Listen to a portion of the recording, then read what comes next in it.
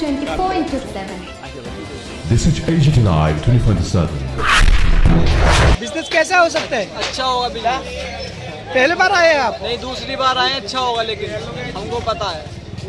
আশা তো অনেক আছে দাদা, কিন্তু ভাগ্যে কি আছে না আছে বলতে পারছি না। কিসের দোকান দিচ্ছে? কিসের দোকান দিচ্ছে? বেডশিট, মশারি, বালিশের কভার, কোল বালিশের কভার, এগুলো ভ্যারাইটিস মাল।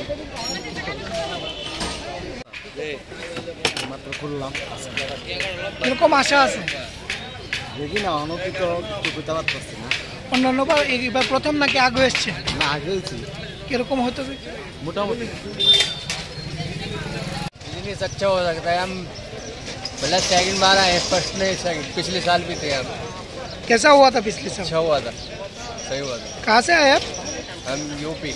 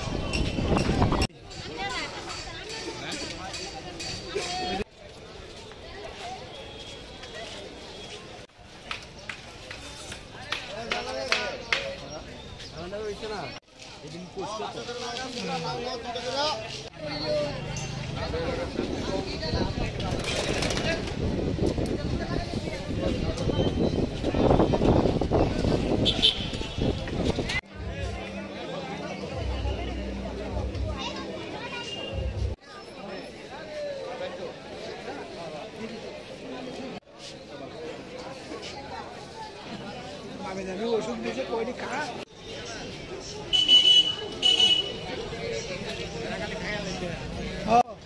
আমার তো আর কি তা করতে আমি সত্যি